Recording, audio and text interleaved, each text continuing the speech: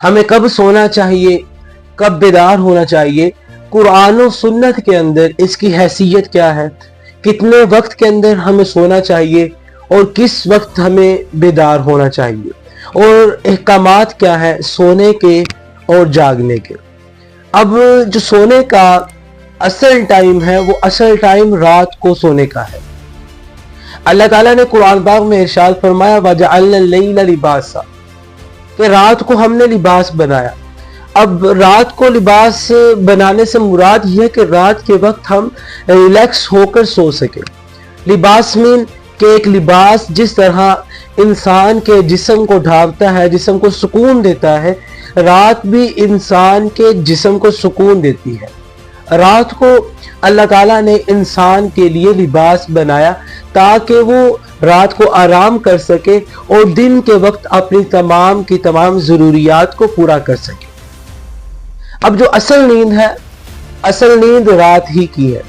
اصل نیند دن کی نیند نہیں بلکہ اصل نیند رات کی نیند ہے، اور دن کے وقت کھانے کے بعد کچھ دیر آرام کرنا یہ بھی قرآن و سنت سے ثابت ہے، یعنی دن کے وقت کچھ دیر کے لیے آرام کرنا۔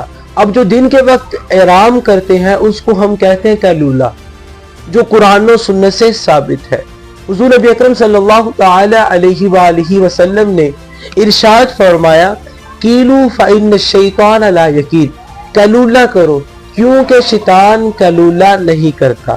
یعنی اس سے ثابت یہ ہو رہا ہے اس حدیث مبارکہ سے کہ قیلولہ کرنا ثابت ہے قرآن و حدیث سے، یعنی قیلولہ اس لیے کرنا چاہیے کہ قیلولہ حضور نے ارشاد فرمایا قیلولہ کو، اور دوسری بات کہ شیطان قیلولہ نہیں کرتا۔ ہمیں شیطان کی مطابقت سے بچنے کے لیے بھی ہمیں قیلولہ کرنا چاہیے، کچھ دیر آرام کرنا چاہیے، جو ہمارے اندر بہت ساری ایکٹیویٹیز پیدا کرتا ہے، جو ہمارے جسم کو چست اور چلاک بناتا ہے۔ دن کے وقت کچھ دیر آرام کرنا، 30 منٹ 40 منٹ 1 گھنٹہ کم از کم ہمیں آرام کرنا چاہیے تاکہ ہمارے جسم کو تندرستی مل سکے۔ تو آج ہم نے 3 چیزیں بیان کی ابھی تک، اس کو سمجھ لیں۔ سب سے پہلے کہ ہمارے جو سونا ہے، آرام کرنا ہے، اس آرام کرنے کا اصل وقت کیا ہے، اصل ٹائم کیا ہے، اور سونے کا اصل وقت رات ہے، دن نہیں۔ اور دوسری بات کہ ہمیں تھوڑی دیر آرام کرنا چاہیے، ہمیں زیادہ سونا نہیں چاہیے، جس کی وجہ سے ہمارا جسم، ہمارا ساری جو ہماری ایکٹیویٹیز ہے وہ ختم ہو سکتی ہیں اگر ہم زیادہ دیر سوتے ہیں۔ ہمیں چاہیے کہ ہم تھوڑی دیر آرام کریں۔ اور تیسری بات ہمیں جلدی سو جانا چاہیے، اور جلدی سونے کے فوائد کیا ہیں۔ اب حضور نبی اکرم صلی اللہ تعالی علیہ وآلہ وسلم کا طریقہ کیا تھا سونے کا۔ اب حضور نبی اکرم صلی اللہ تعالی علیہ وآلہ وسلم عشاء کی نماز پڑھا کرتے تھے۔ آپ عشاء کی نماز ادا کرنے کے بعد سو جایا کرتے تھے۔ اب عشاء کی نماز کے بعد آپ نے سو جانا، اور رات کو تہجد کے وقت اٹھ کر تہجد ادا کرتے، لمبے لمبے آپ سجدے کرتے، نوافل ادا کرتے، نماز تہجد ادا کرتے۔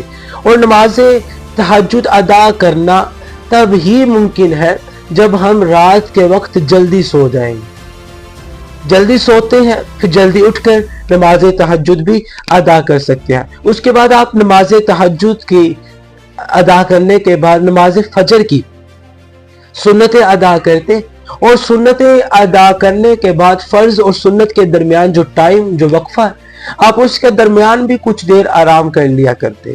تو اس طرح حضور نبی اکرم صلی اللہ تعالی علیہ وآلہ وسلم رات کے وقت آپ جلدی سو جاتے، نماز تہجد ادا کرتے، لمبے لمبے سجدے کرتے، اپنے رب کے ہاتھ جھکتے، پھر اس کے بعد نماز فجر کی سنتیں ادا کرنے کے بعد آپ کچھ دیر آرام کر لیتے، پھر اس کے بعد نماز تہجد ادا کرتے، پھر اس کے بعد آپ دوپہر کے وقت قیلولہ کرتے، یعنی کچھ دیر آرام کر لیتے۔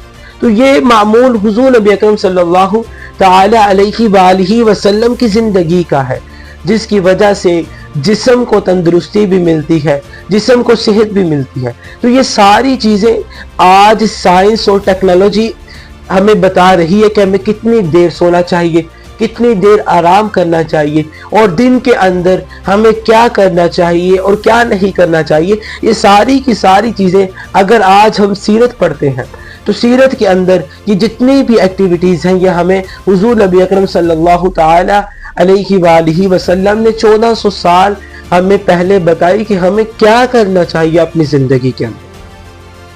تو یہ سارا کا سارا جو سونے کا معاملہ ہے، سونے کے معاملات ہیں، یہ تب ہی ممکن ہو سکتے ہیں اگر ہم کم کھائیں، کیونکہ کم کھانا صحت ہے، اور جب ہم کم کھائیں گے تو ہمیں نیند بھی کم آئے گی۔ تو ہمیں اپنی زندگی کے اندر ان سارے معاملات کو اپنانا چاہیے کہ ہم کم سوئیں گے، کم سونے کی وجہ سے ہماری زندگی کے اندر جتنی بھی ایکٹیویٹیز ہم ان کو پورا کر سکتے ہیں۔ اس لیے ہمیں حضور نبی اکرم صلی اللہ تعالی علیہ وآلہ وسلم کی سیرت کو پڑھنا چاہیے، اور سیرت پر عمل کرنے سے ہماری زندگی بھی بہتر بن سکتی ہے۔